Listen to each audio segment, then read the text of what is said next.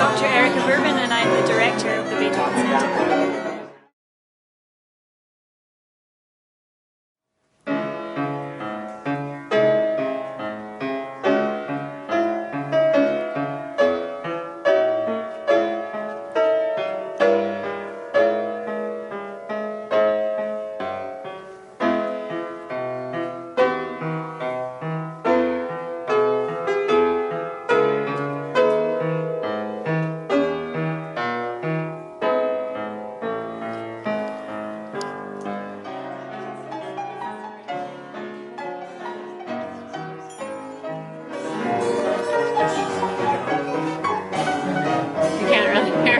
You're never going to figure it out.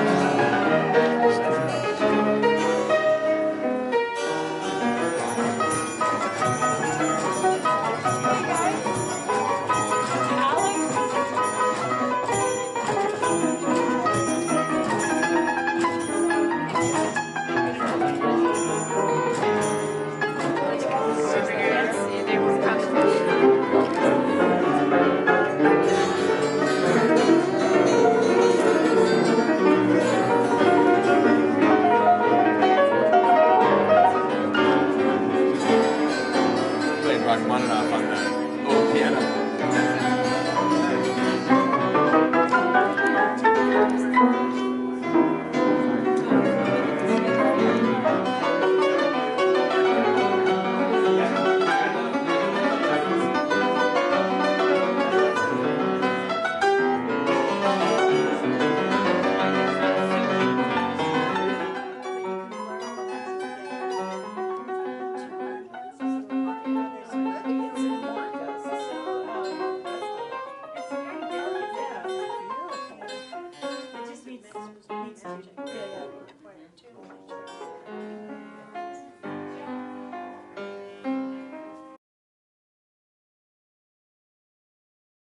I came from the UK, as you may be able to hear from my accent, and I'm a Beethoven scholar, and my job here is basically the day-to-day administration of the centre. So we have guest groups come in like you, we have these beautiful working keyboard instruments which we use sometimes here for performances, so we can actually set out more chairs here and have concert performances and lectures, and we also run events outside the centre, so we have an annual piano competition every year, but basically we're all about Beethoven.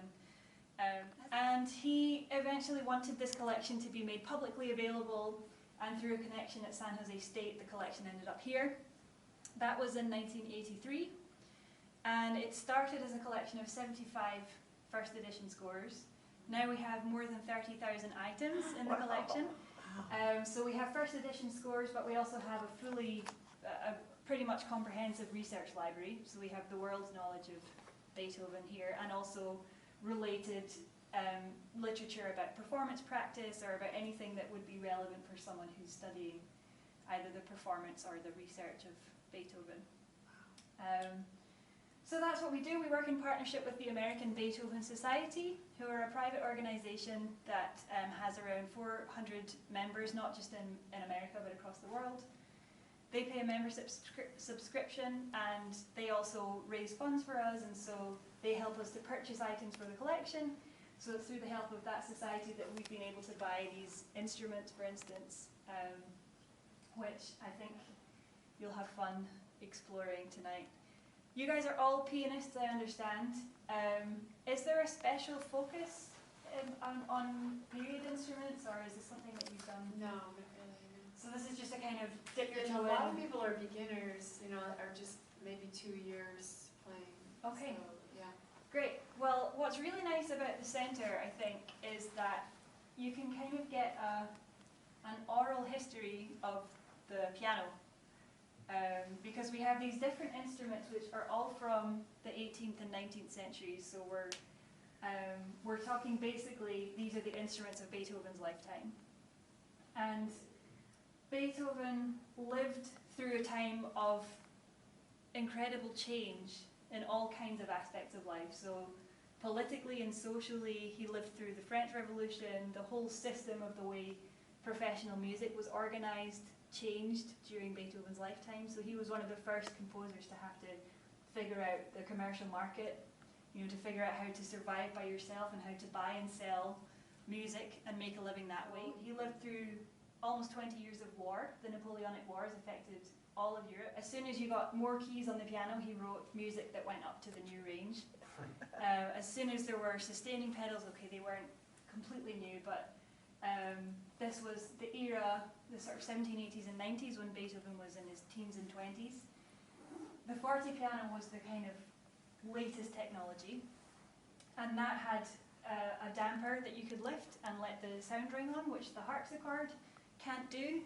So Beethoven wrote the Moonlight Sonata, which has the colours kind of splashing on, and that's something that you couldn't do on the harpsichord.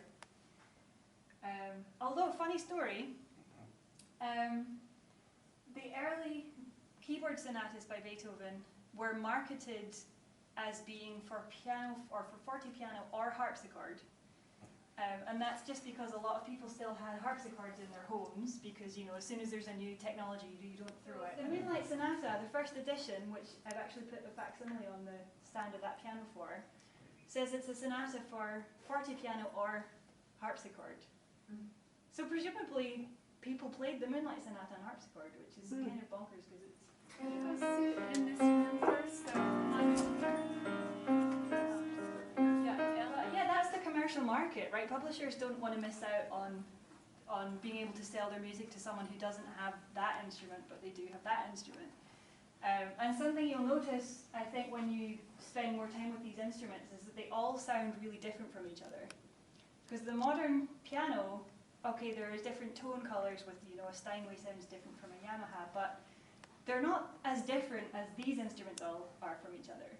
So they all have really unique sounds and capabilities. So that's the sound world of Beethoven's day. And there wasn't this is what a piano sounds like. There was all kinds of different instruments out there. So yeah, that's why it's really fun, I think, to have these instruments all in one place, because you can move one to the other and you can try them out. And we have music here that you can try. And I've pulled out, actually, we have facsimiles of first edition scores, and I've pulled out some Beethoven sonatas and left them on the stands of the pianos here that are appropriate for that instrument. So I've left the Moonlight Sonata on the forte piano. On this one I actually have Beethoven's Opus 2, his first piano sonatas.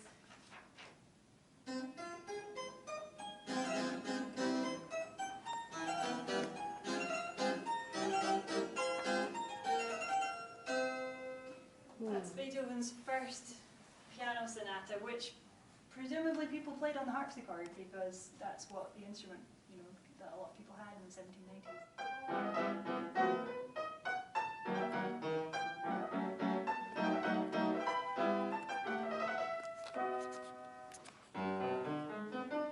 And what this one can do that this one can't do is play loud and play soft. So that's the new, that's why this is called the forte piano, right? And the forte piano and pianoforte they mean the same. And when he runs out of notes, he'll drop out the top octave or something like that. So you can tell that if there were more notes there, he would have written them in. And then modern editions will often add those notes back because now the pianos can do that. But that's really typical Beethoven, kind of writing for an instrument that doesn't yet exist. I think he would have loved the modern piano, the steel-framed, really big, powerful concert grand. He would have loved that. This is closest to the most powerful instrument that Beethoven would have known. This is very special for the Beethoven Center. This is an original Broadwood forte piano. Broadwood was an English maker, and English pianos of Beethoven's lifetime were the kind of top-notch. They had a different kind of action from the Viennese pianos, and they were generally more powerful. And Beethoven loved that, partly because his personality and his music is kind of big and loud, but also because he was deaf, obviously. So by the time, and actually Broadwood, Beethoven had his own Broadwood piano, because Broadwood was in Vienna, and he met Beethoven, who then was the most famous composer in Europe. And Broadwood wanted to give him a piano, one of his own pianos. So he went back to London, he got some musicians there to help pick one for Beethoven, and then sent it to Vienna by sea and by land. It took several months, and by the time it got there, it was in a complete state, and it had to be kind of retouched up and everything. But yeah, he had his own Broadwood, and loved it. And it was the instrument that the late piano sonatas were written for. And there's actually, this instrument can do something quite special. There's a couple of special things actually. So it's got two pedals, which is kind of familiar to us. And the left pedal is the una corda, where you move the hammers across so that you hit, well, on the modern piano you hit 2 strings instead of 3 strings, which means the sound is quieter. On the right is you're raising the dampers to let the sound ring on. But both of these pedals can do extra things here that the modern piano can't. So the damper pedal is actually split in half. So you can actually damper just the lower, and the right is not dampened, and you can do it the other way around as well.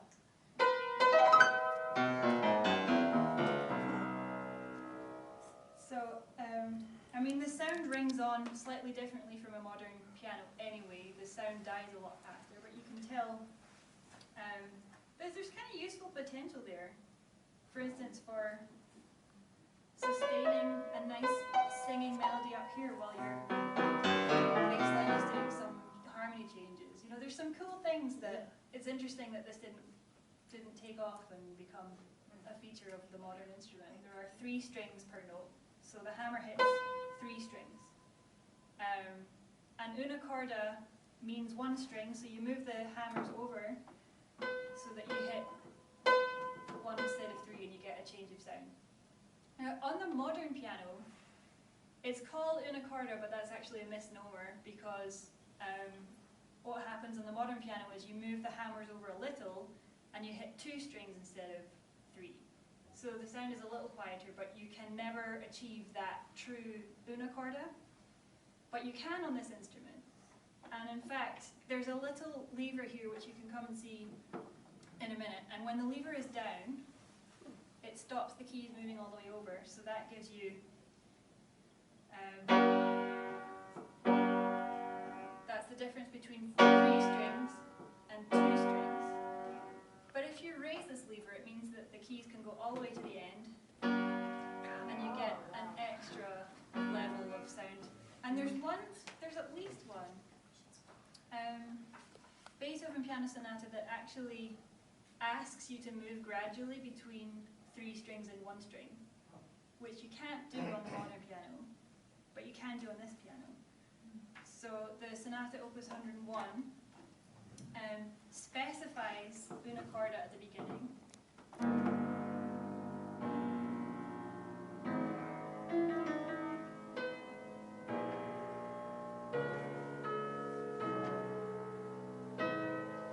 And then we have a sort of cadenza passage.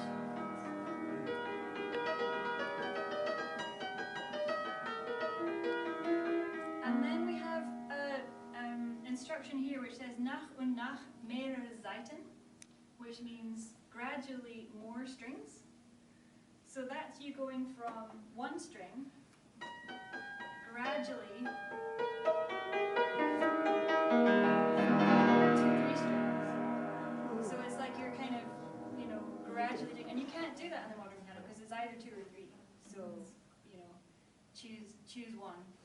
But here's Beethoven actually looking for a kind of swell effect. A really important development, especially in Vienna, where Beethoven spent most of his life, was that amateur music making was huge. It was a huge part of everyday life. Vienna was especially a musical city.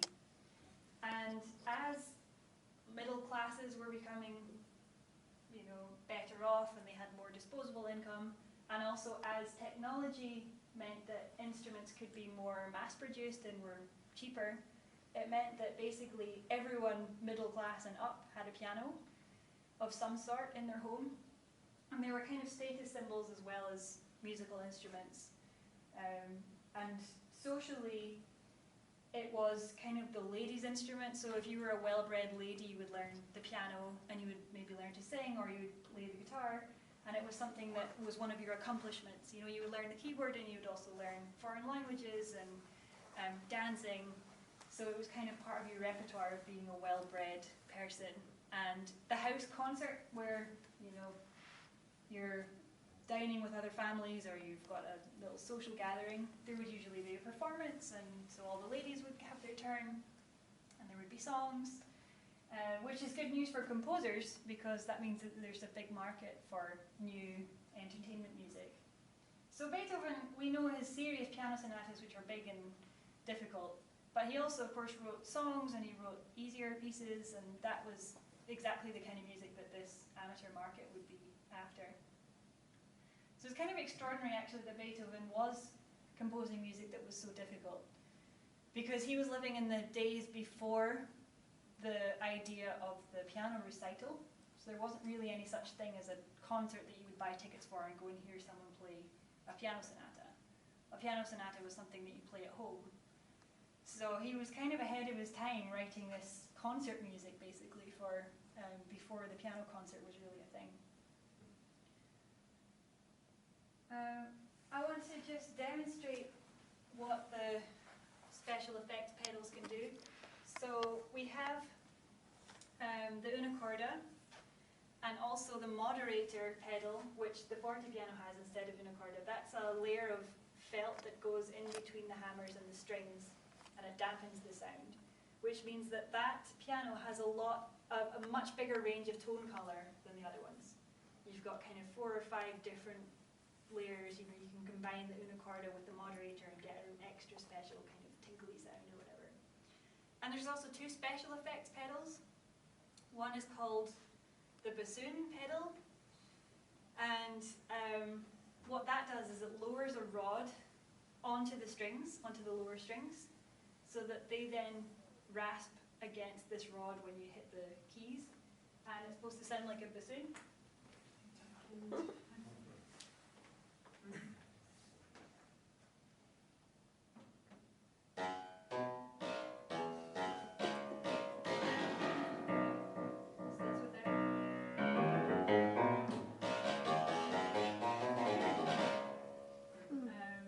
And then the other special effect is the Turkish pedal, which sounds like this.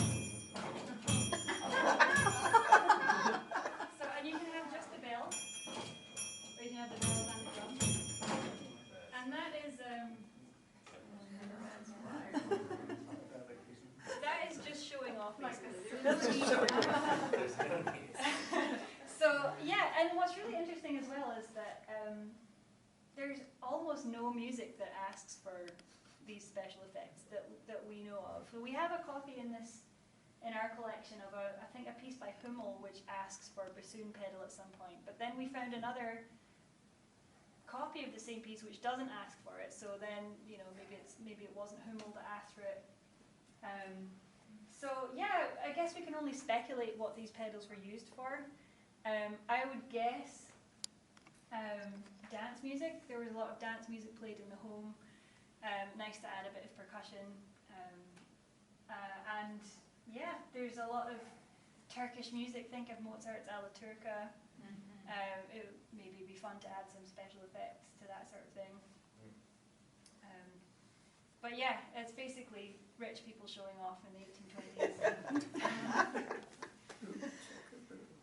The instrument that I haven't talked about is the clavichord, which some of you have already explored and discovered that it's extremely quiet. So it's a useless instrument for performing. It's just too quiet. It's not, you know, you're not going to listen. You're not going to hear a sonata on that make sense. And likewise, it's too quiet for an ensemble. But what it is good for is practicing, for having an instrument in your home. It's basically a cheap keyboard instrument. So it's like the equivalent of having a little Casio keyboard or something. And we think that it's likely that Beethoven had a clavichord in his home during his childhood, and that it was the instrument he probably learned on, because we know that he sometimes as a child stayed up after midnight practicing. We also know that he lived in a multi-story home with other families living there, so if you did that on the harpsichord, there's going to be some complaints from the neighbours, but the clavichord seems like a reasonable instrument to have in your home. So yeah, a good instrument for teaching and for learning your technique.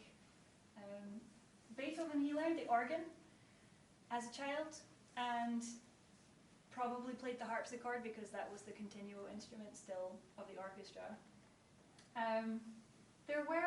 We know that he did play the fortepiano as well in Bonn. There's at least one report of him playing a concerto and breaking all the strings, and his friend had to pull the strings out as he was breaking them. To touch instruments like harpsichord and organ. And there's a story of him hearing a famous virtuoso play when he was, I think, 20 years old, and the orchestra went on a tour to various places with the electoral court where Beethoven was employed.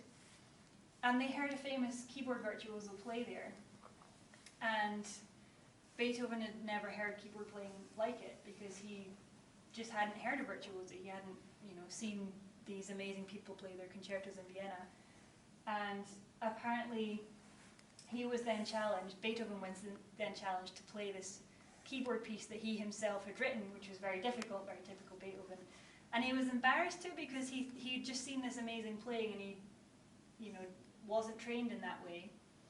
But apparently the story goes, he went and played and actually imitated the style of this keyboard playing so effectively that he just picked up the manner of how to use the fortepiano. The way we all, as modern pianists, we learn touch and we learn how to sing and all of this tone. That was sort of missing from Beethoven's own education, and it was something that he kind of had to figure out himself, we think. So the aristocracy had had these musical circles and you'd have salon entertainment, and Beethoven became quickly this new star young musician that was recognized as being a great talent, so he was getting a lot of invitations from these music lovers to come and perform.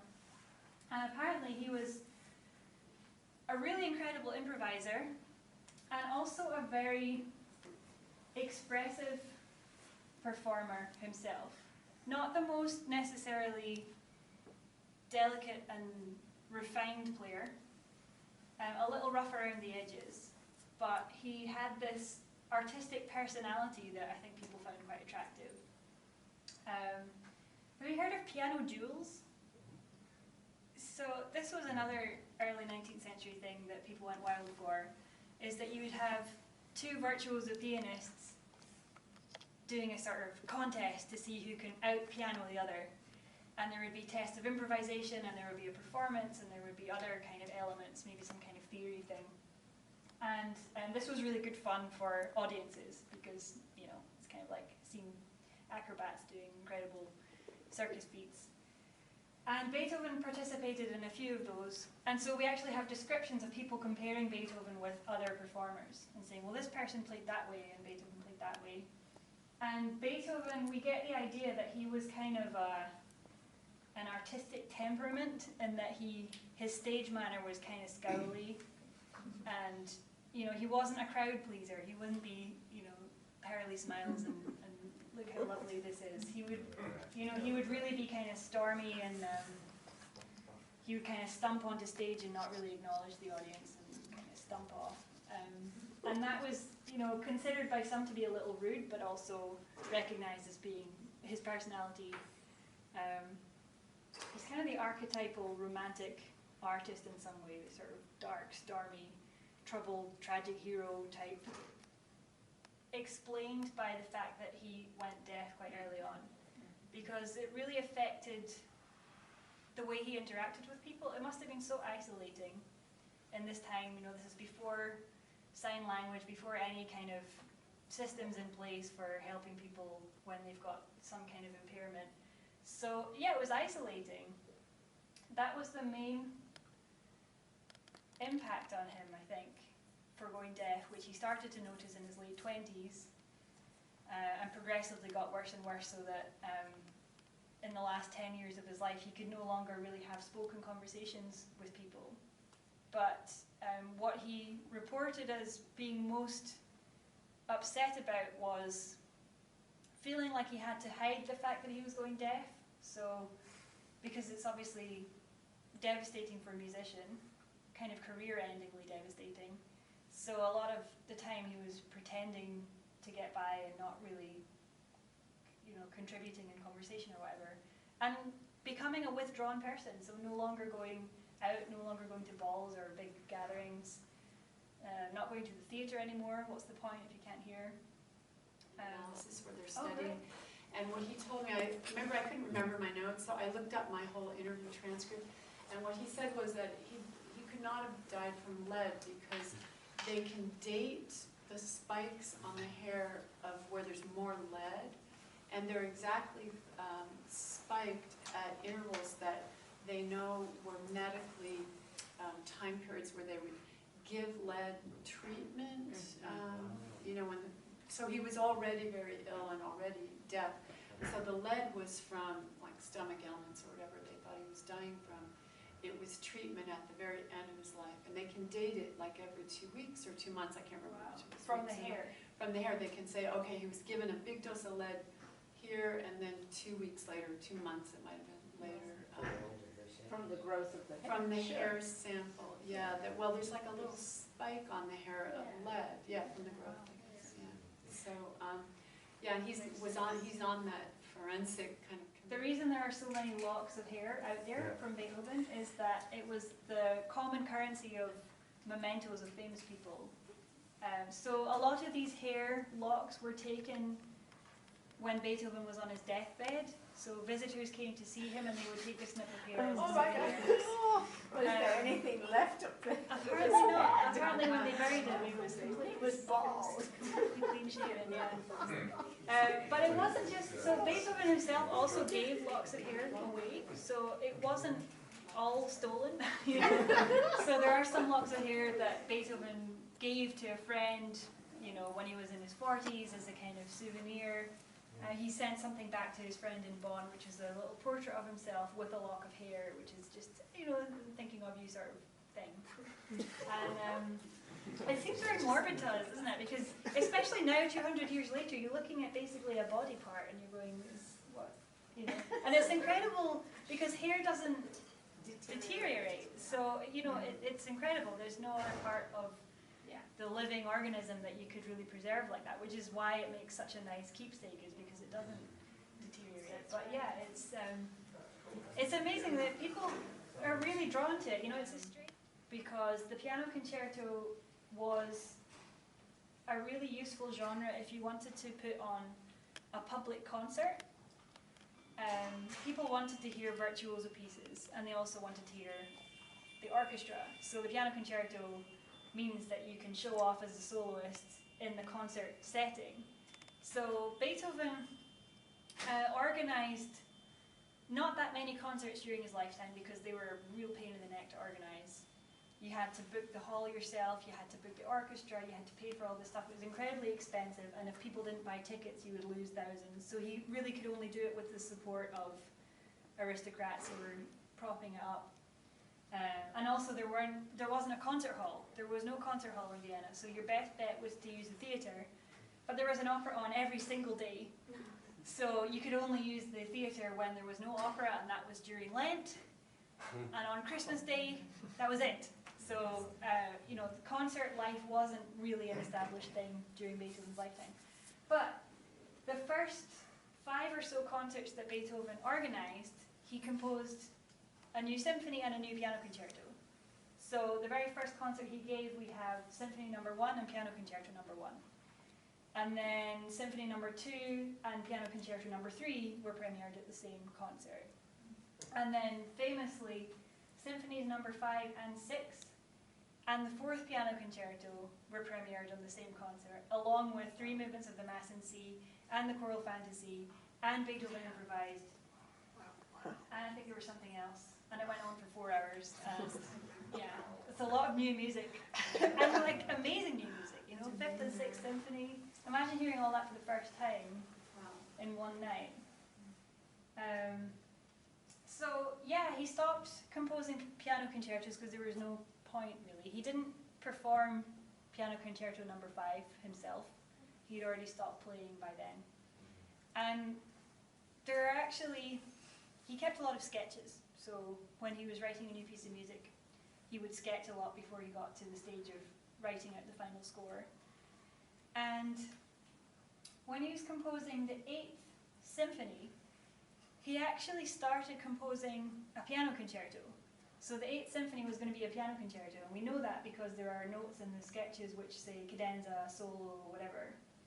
And eventually that material became a symphony. And around that time, in the sketchbooks, Beethoven made little comments to himself about propping cotton wool in his ears because the unpleasant rasping sound of the piano was becoming really unpleasant. And there's one comment from that particular sketchbook which I found really sad, where Beethoven says, "No more piano things, even if people ask for them." And that seems to me like him saying, this isn't working, I don't want to do it anymore.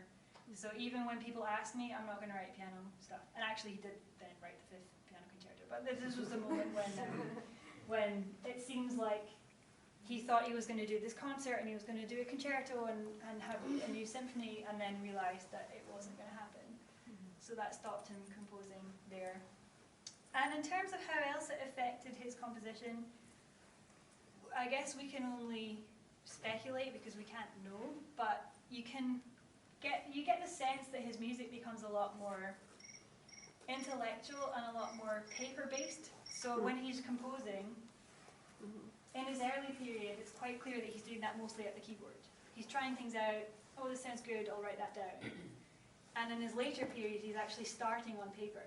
So he's not working from what sounds good anymore, he's working from what's in his head and what's going to come out that way.